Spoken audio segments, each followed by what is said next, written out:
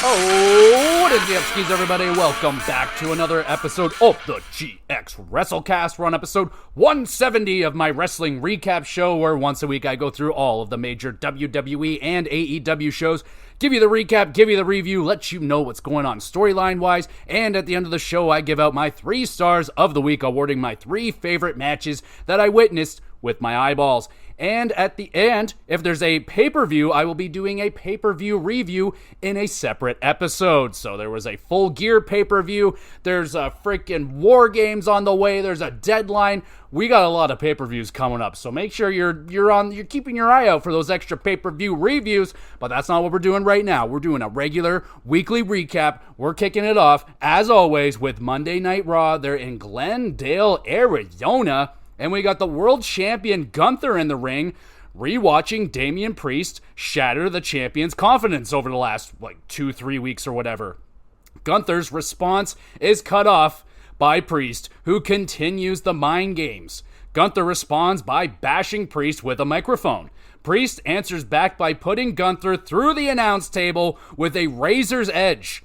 Priest struts off looking very, very ready for Survivor Series. Very confident man right there. Gunther hasn't looked this freaking weak, I don't think, ever. Since I've seen this man, I don't think they've ever done something like this with Gunther, making him look like kind of a chump. And the question is, can Gunther regroup in time for War Games or Survivor Series? He's not in the War Games. And, setting up for a pretty interesting and entertaining match. I mean, we'll see if Damian's confidence will get that championship back. Or is this all just possum? Is Gunther playing possum right now and playing some next-tier mind games on Damian Priest? That would be even more interesting. We move on. Naomi, Bianca, and Io Sky arguing over if Bayley should or shouldn't be on their team. Ripley shows up looking like frickin' Batman in her face shield. She's like, I don't care, as long as we stop the Joker from destroying Gotham. That's exactly what Batman would say, but that's not what Ripley said. She does look like Batman, though. Very cool look. We move on to the Tornado Tag. It is Rey Mysterio and Dragon Lee with LWO, just Selena, versus the Creeds. It's Brutus and Julius with American Made. Julius springs to the top rope, throws Dragon across the ring. Brutus seems to just laugh now. It's very annoying, and I don't like it. That's all he seems to do. Julius, doing real wrestling, he does a nice, lovely 450 splash. Julius and Lee slip up. Julius recovers with a good old suplex on the floor. How you doing? Brutus, pushed into the referee. Gable spins Ray's mask around, blinding him. Brutus rolls up Ray, and American Made win. Great work from Dragon and Julius doing a lot of the big wrestling stuff. Ray doing his thing, a legend, and, Brutus just laughing, and makes me sad. Free Brutus. I'll allow him to not just be a laughing guy. He's a fantastic wrestler. A good tornado-style tag team match. 7 out of 10. And now we have a Intercontinental Championship match. It is Braun Breaker defending against Ludwig Kaiser. Breaker running full speed into the corner of the announce table. I thought that man killed himself. That was a horrific landing. I mean, he damn near pierced himself. Damn near impaled himself. That's the word we're looking for. Braun shakes it off because he's unbelievable and quickly nails his Brakensteiner. Or Brakensteiner, sure. Sheamus, at mock speed, shoves Kaiser from behind, seeking revenge. The match is sadly over. Disqualified. Braun was going to win anyway. I mean, he was kind of dominating, but still. A nice adrenaline shot of Braun Breaker in this matchup. Sheamus has to deal with an upset Braun now. Kaiser attacks, starting a big old brawl. This summons Adam Pearce, and that man blows out a lung, announcing a triple threat for the Intercontinental Championship at Survivor Series. I mean, fuck yeah, that's a big announcement right there. Another shot for Sheamus to possibly finally get that Intercontinental Championship. The only thing that's eluded him in WWE, so he's going to get another shot at that. That's cool. But Adam Pearce, damn, dog, do you got like a fucking Fisherman's Friend sponsorship? Like, how are you screaming and yelling like that every week and being okay? All right. Sami Zayn now is here, and he's with the Usos, asking about the shocking return of Paul Heyman and CM Punk last week. So that went down. Sadly, I did not have a recap last week. I was ill and I was incapacitated. Could not talk, so I didn't. I decided to heal, and here we are. So yeah, Paul Heyman shows up last week. That was awesome. CM Punk shows up. Not so awesome. Sammy is worried if they can trust CM Punk. No doubt. Heyman claims Punk is cool, so all is well. Can we trust Paul Heyman? I don't know. We get another championship match. The World Tag Team Championships are on the line. Judgment Day's Finn Balor and JD McDonough defend against the War Raiders, Ivar and Eric. Finn is absolutely squished by Ivar. Raiders pop up, power slam. Balor is there to make the save. Carlito and Dom arrive to slow down the Raiders that are absolutely dominating right now. War Machine connects on McDonough. Dom puts JD's foot on the ropes. The referee ejects Dom from the match. Finn with the cheap shot to Ivar. JD with a roll-up steals the win, and Judgment Day retain. Ivar on fire in this match, absolutely destroying Judgment Day. And hey, Eric was there. He helped out too. Pretty solid. The finish was lame. Hopefully, the Raiders get another chance soon. They have been on fire since getting here. Ivar, holding it together all by himself, and did an amazing job, by the way, while Eric was getting recovering. And yeah, man, these guys deserve a title shot and to hold those titles. And it's coming. It'll come. Just not yet. We got another tag match. It's New Day, Kofi and Xavier. Can they get along to get a match with Alpha Academy's Otis and Tozawa? What the fuck? Why are these two fighting each other? All right, here we go. New Day, awesome Dragon Ball Z themed gear. They even have it it looks like it's drawn. It's got a very cool look to it. That's a thumbs up. That looks cool. Woods and Kofi immediately argue over who starts the match. Here we go again.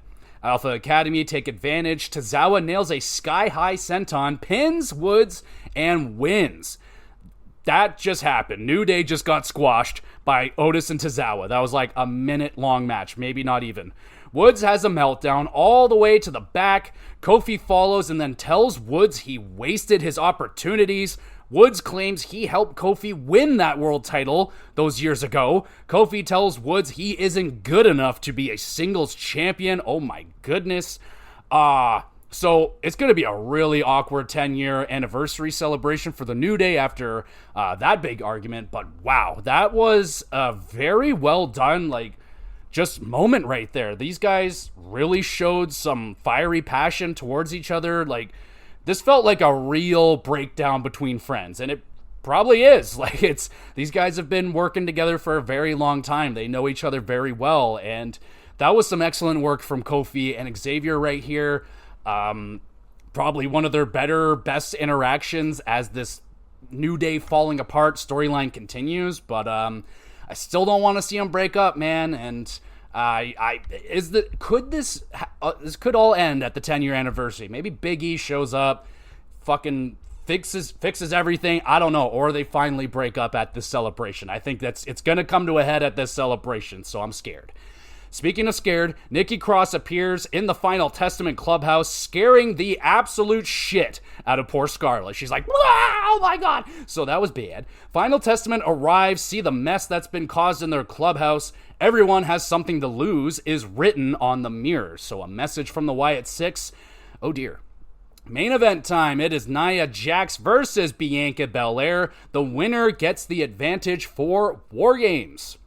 Nia leg drop, then a super leg drop. Bianca kicks out of that.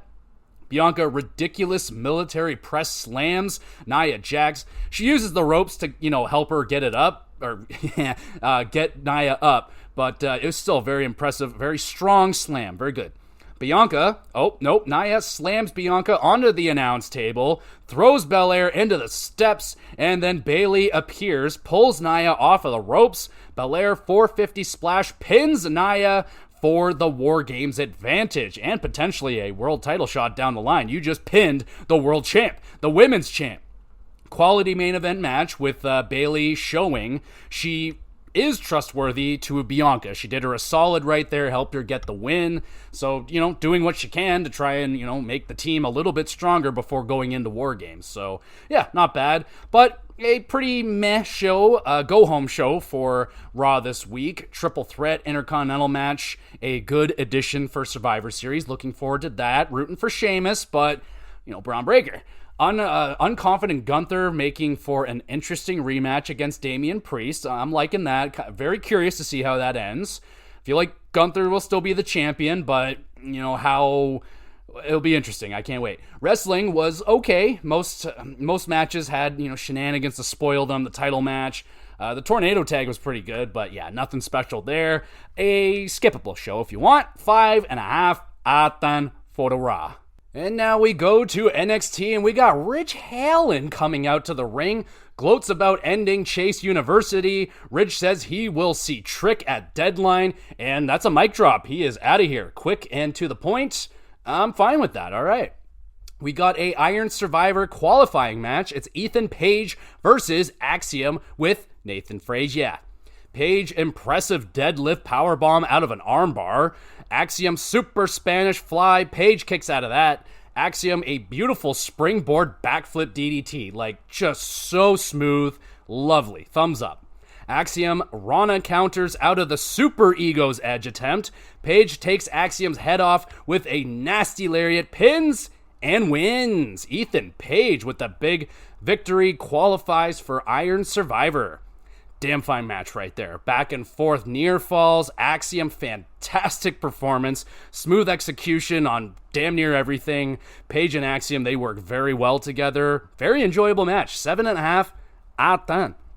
Page bragging about the win that he just got. Nathan backs up his partner, Axiom. Page playing mind games, trying to drive a wedge between the tag champs. That's been going on for a long time. Wes arrives with a new haircut. Not gonna lie, kind of looks like Carlton.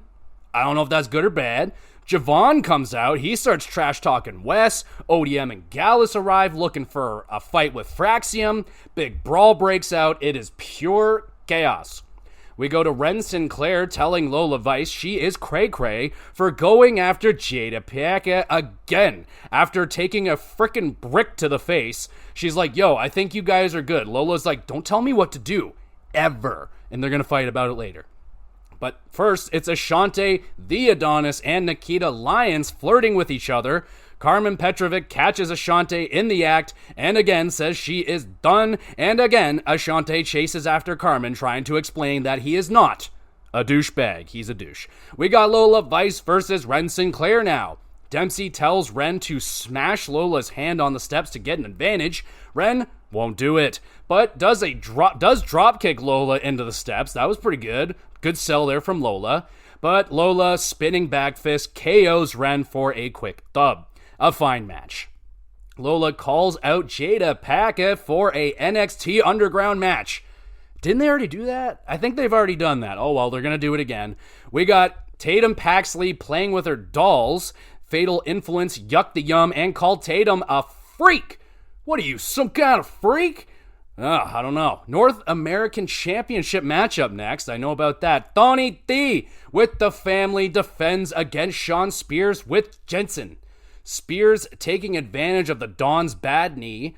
Brawl from earlier still going strong in the parking lot of Doom now. Don's knee gives out. Sean Spears knees Tony in the face and locks in a figure 4. Tony gets to the ropes, nails a spear out of nowhere, and Spears kicks out of that. Spears kicks out of the spear. Tony hits the spine buster, pins, and retains. A really solid matchup. Tony, good resilient effort, battles through the bad knee. Jensen attacks the Dawn after the match. Family arrive for the backup. And then Nico arrives. He takes out the family, seemingly joining up with Spears. I don't know who Nico is, but I guess he's teaming up with Spears. He looked like he was going to be with the family. Kind of looked like a family man over here. But no, he's with Spears. And, Sean Spears, good effort. Quality work. Not bad. We get a sad video of Andre Chase packing up his stuff and leaving the university for good. But someone says, hey, Mr. Chase, and then the video just cuts off. What the fuck? I feel like there was supposed to be more there, but I didn't get more, so that sucks. What doesn't suck is the Iron Survivor qualifier matchup next. It's Kalani Jordan versus Julia. Kalani, twisty dive and a scary landing on her leg right there. Thankfully, she didn't break it. She's all right. Kalani, split-legged moonsault. Julia counters into a submission. Very nice. Jordan escapes with a lovely deadlift sit-out powerbomb. Julia hits the Northern Lights driver, grabs the W, and qualifies for the Iron Survivor. Banger of a match right there. Lots of wicked counters, near fall. The pace was ridiculous. Banger. 8 out of 10. We got Ava Raine micromanaging backstage, informing Fraxium there will be a tag battle royale to determine their next opponent. Eddie Thorpe again gets denied by Ava. Eddie grabs Ava, upsetting her very much so. She's like, get off me. And then the tag team brawl finds its way to their area somehow. Ava gets hit accidentally by a door, and she is down. All right, pure chaos. Still continuing. Trick Williams comes out to the ring to discuss the sadness that is Chase U closing down. Trick angry that Ridge Holland is happy it's all coming down. Ridge comes out looking for a fight, and it's Eric Bischoff via satellite announcing he will be at NXT next week. Alrighty then, he's like, I gotta get involved, I'm coming, so here he comes. Main event time, Women's North American Championship match. Fallon Henley with Fatal Influence defends against Tatum Paxley.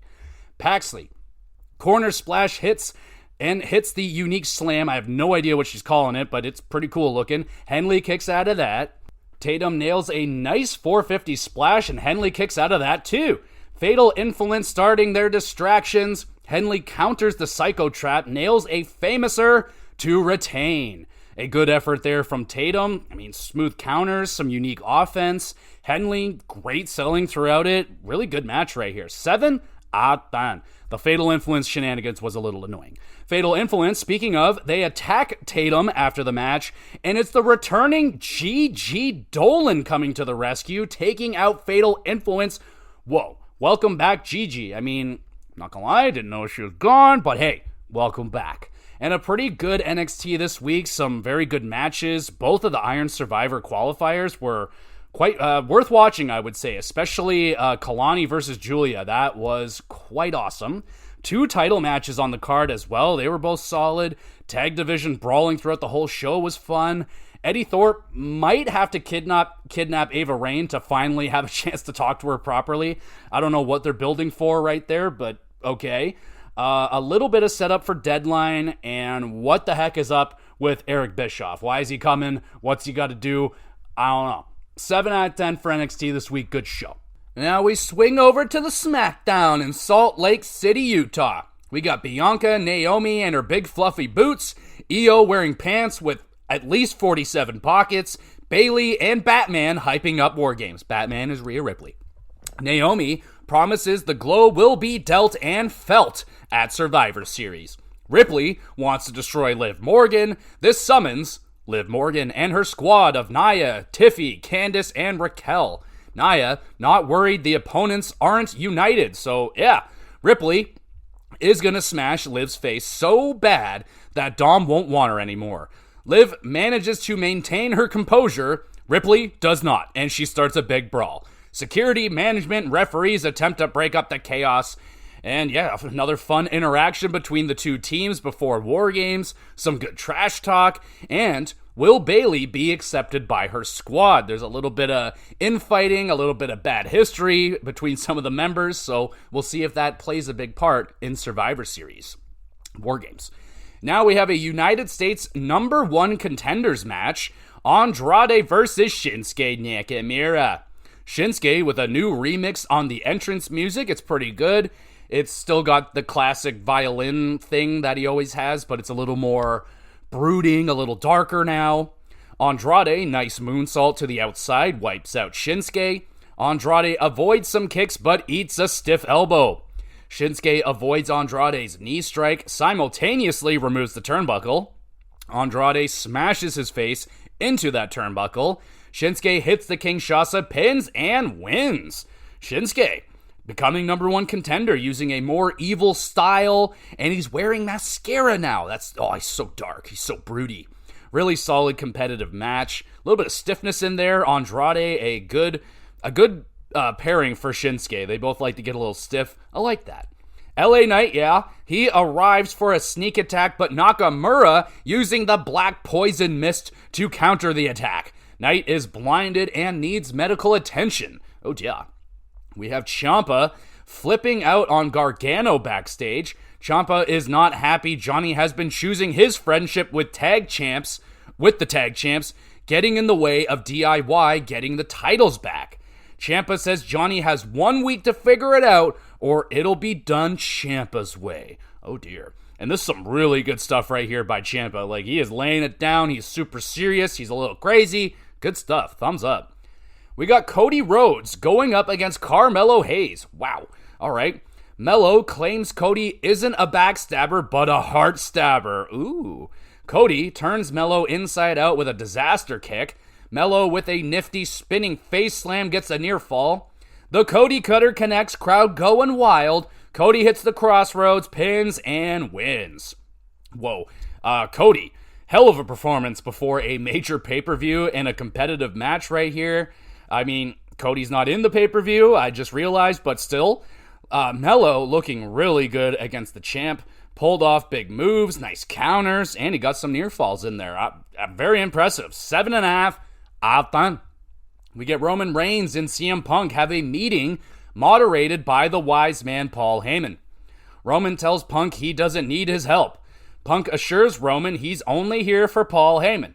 Paul warns if they do not work together, Solo's bloodline will target everyone, including Punk. Roman and Punk agree to work together as a team for one night. Punk also wants a future favor from the wise man. Roman wants to know what the favor is, but Paul won't reveal it. A well-done segment, adding some intriguing variables to the storyline. Punk saying the Heyman is our wise man, so are they sharing him now? Sounds like there will be a war after the War Games over Paul Heyman between Punk and Roman Reigns. That's what I'm reading out of this, so pretty interesting and classic. CM Punk always wanting a little bit extra. What a dick. We have a Women's United States Championship Tournament triple threat match. Lash Legend versus Piper Niven versus Michin. Chelsea Green arrives attacking Michin to help Piper. B-Fab chases away Chelsea. Piper nice Vader bomb on Lash. Piper gets choke slammed by Lash. Impressive. Legend gets Piper up for the Lash extension, and the pinfall is broken up by a diving Michin senton. Michin steals the pin, grabs a huge win, advancing in the tournament. Wow. Really strong performances all around. Good pacing. Lash, a powerhouse.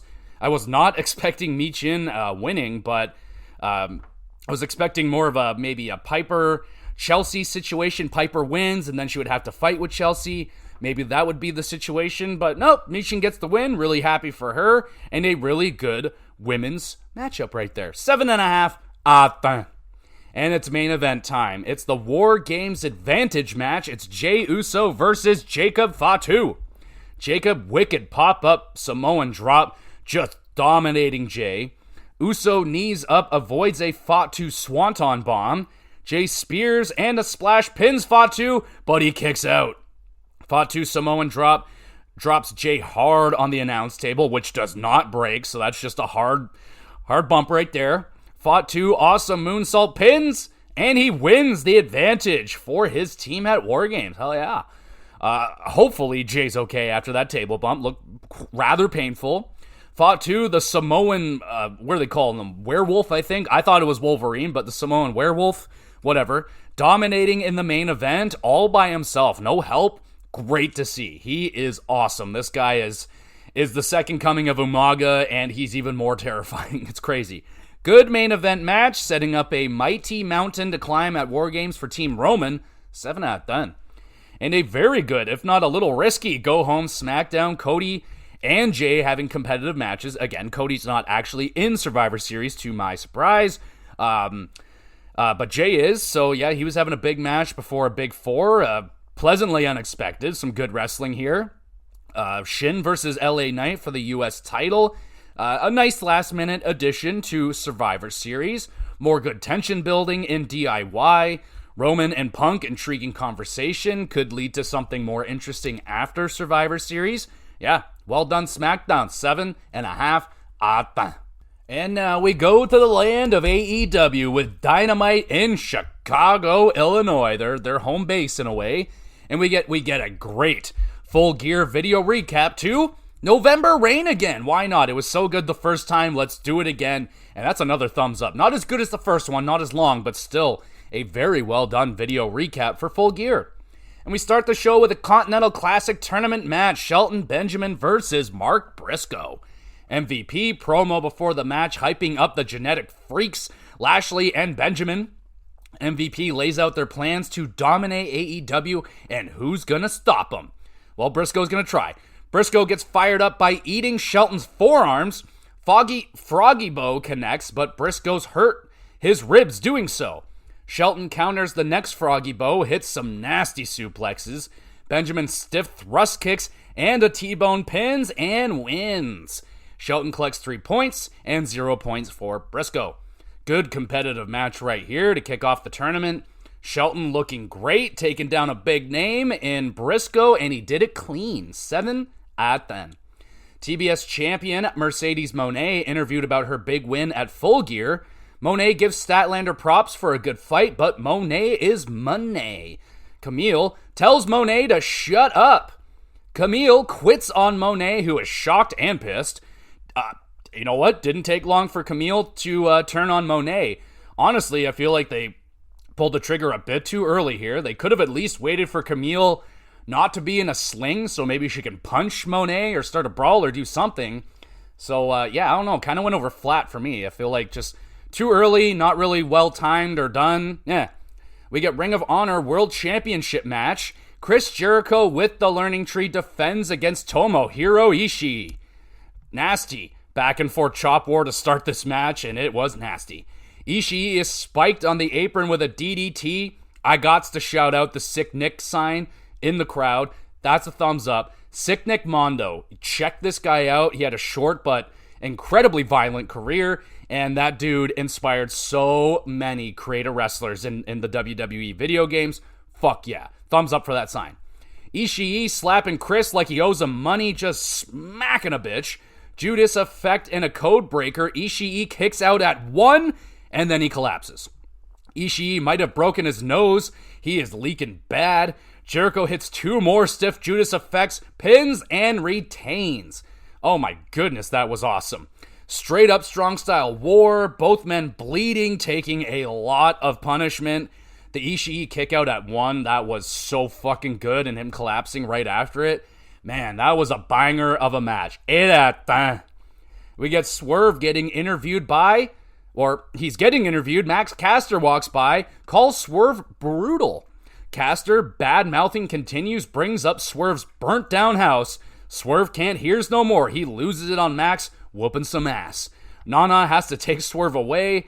And where the fuck was MVP on this one? Or Bowens, for that matter, to back up the homie Caster. So, what the hell? Max just doing his own thing.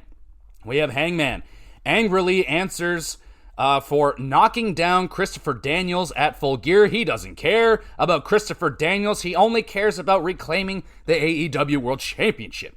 Hangman angry that Christian failed to cash in on Moxley. I mean, Hangman kind of fucked up Christian's thing anyway, so you should be mad at yourself. Christian said Hangman would get the first shot at the title if Christian won. Jay White arrives, twisting the knife that Hangman can't beat the Switchblade. Pac and Yuta blindside Page and White. Shafir cracks Page with the steel briefcase. White about to nail a Blade Runner on Shafir, but Moxley is there to choke out Jay White. Death Rider stomping a knocked out Jay White. Yuta nails White in the head with a briefcase, breaking the Switchblade. Oh man, are we teasing Hangman and Switchblade working together to fight with the Death Riders? Is that what we're going for right here? That would be interesting. That would be interesting. We move now to the Continental Classic Tournament match. Claudio Castagnoli versus Ricochet. Ricochet hits a dive, exciting the crowd. Claudio making sure Ricochet doesn't do any more of that high flying. No more of that. Claudio stiff anti-air uppercut. Ricochet nearly counted out. He makes it back in, immediately gets nailed with a lariat, and Claudio wins and earns 3 points. Really solid competitive match. Crowd really wanted lots of Ricochet high flying. They got some, just, Claudio doesn't like high flying. We got Adam Cole calling out MJF, calling Max a little bitch. Kyle O'Reilly arrives on the scene. Kyle would like a shot at Max this time. MJF appears on screen playing piano, fakely, I believe. Max tells Adam and Kyle he ain't interested in them. Max is more focused on the upcoming Battle Royale. All right. Adam and Kyle say fine. They are entering this Battle Royale tournament thing. Kyle and Adam building up a little bit of tension here. So, what's going to happen there? I don't know. International Women's Cup qualifying match. It's Jamie Hayter versus Queen Aminata. A slugfest going on between Jamie and Queen. Aminata hits a mean running kick. Jamie comes back with the Haterade for the victory. Really solid fight, back and forth striking. Then the lights go down. A spotlight appears, Jamie awaiting Julia Hart's return. But there is no Julia. We have to continue to wait. We get Mina Shirakawa asked about Mariah's betrayal. Mina calls May selfish. Mariah appears, smashes a glass over Mina's head, whips Mina numerous times with the championship belt, and things are getting ugly very fast between Mina and Mariah May. Oh, yeah. Main event time. It is Continental Classic Tournament match. Brody King versus Darby Allin. Brody is pummeling Darby and just having the time of his life. Brody smacks his hand on the steel post. Darby mounts a comeback, but Brody overwhelms Darby for the win and 3 points. I will admit that the completely legal stream that I was watching cut off, so I didn't get to see the end of this match, but I read about it. Claudio about to attack Darby with a chair. It's Brody returning, standing over Darby, protecting Darby, I guess. Claudio is disappointed and he leaves.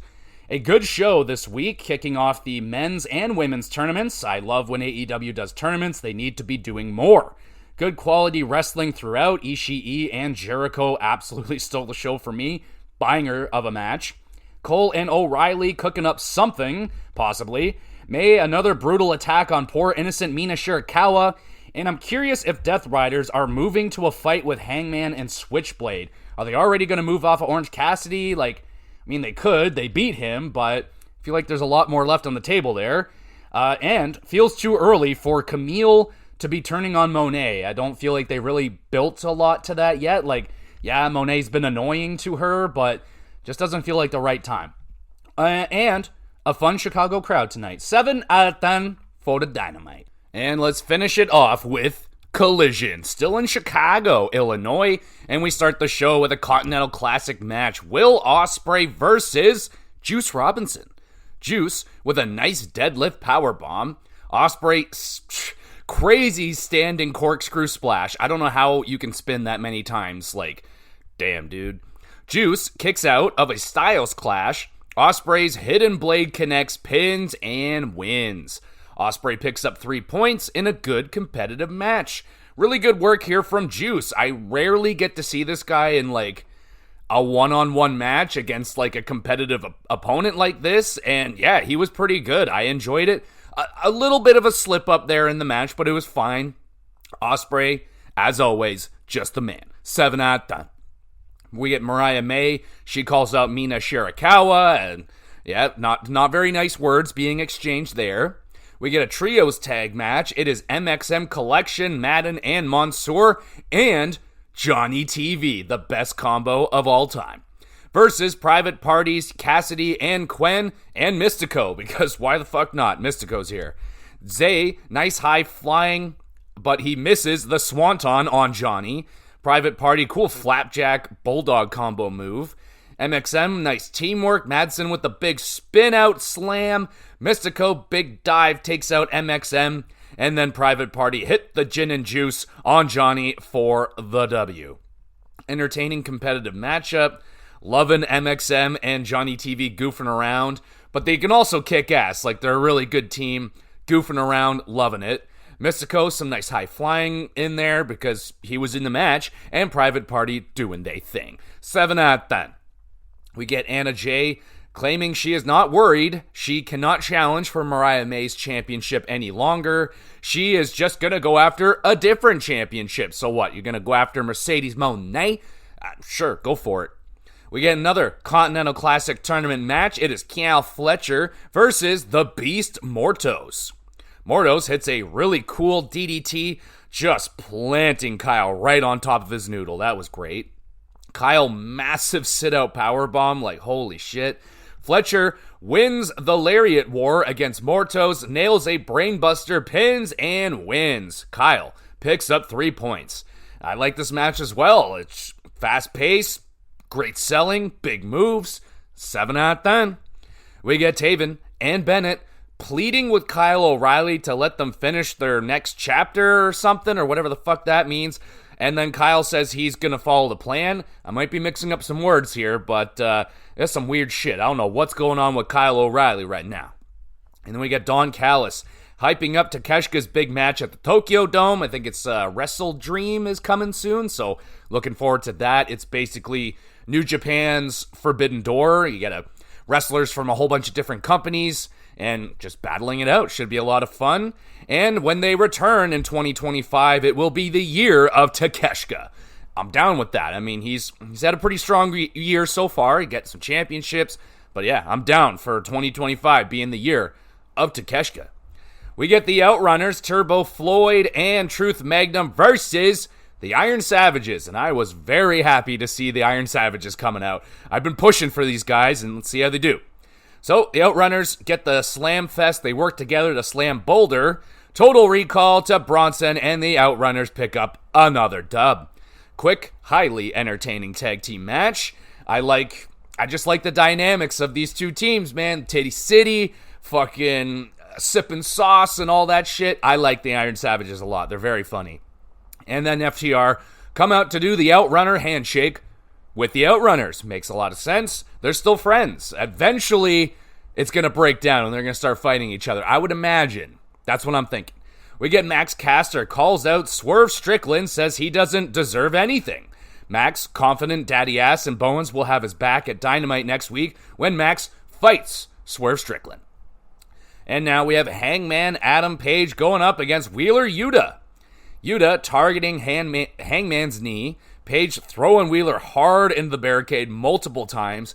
There was this, annoying kid in the crowd that was being very, very vocal, standing up and, just doing his thing. I mean, he's being a fan, it's fine, but they threw Yuta, right into his area, and I don't know if they were trying to shut him up or something, but he was amped. He was like, yeah, yeah, and when they got near him and stuff. But anyway, yeah.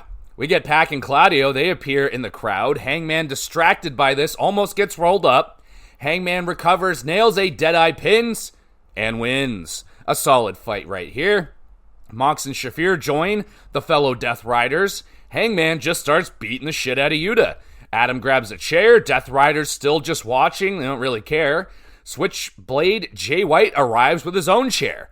Jay nails Yuta with a Blade Runner. Death Riders leave. So does Hangman. Jay screams at Yuta, the real king is coming. So, alright, sounds like Jay White, maybe his Bullet Club. Will they be able to get Hangman on board to fight with Moxley and the Death Riders? That would be pretty cool. We get Thunder Rosa intrigued by the Mina Shirakawa Mariah May falling out. Rosa hungry to challenge whoever the champion is at the end of it all. Alright.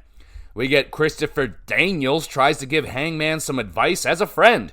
Paige takes it well by screaming at Christopher Daniels. We get Mina Shirakawa versus Layla Gray. Mina, wicked, elevated, sit-out, reverse DDT, picks up the quick W. A solid effort from Layla. Not a lot of time on this match. We get Willow Nightingale, a good promo backstage, hyping herself up for the international tournament that will take place, the ending of it will be at the Wrestle Dream in the Tokyo Dome, so she is looking to get in on that action. Main event time, Continental Classic tournament match. It's Okada versus Danny Garcia, a champion versus champion. Danny brings back the original TNT Championship. No more cool, bloody, smoked out version that I was a big fan of, so I'm sad to see this. Okada fakes an injury, hits Danny with a chair while the referee ain't looking. Oh, that's a sneaky Okada. Okada mocking Garcia, flipping him off, and doing a little dance. Garcia gets fired up by this, locks in an ankle lock, Garcia avoids a Rainmaker, locks in the sharpshooter, pulling way back, but Okada won't tap out, and the 20-minute time limit runs out. It's a draw. Okada and Garcia receive 1 point each, so yeah, they don't get 3 points, but they don't leave without anything. A pretty good champ versus champ fight.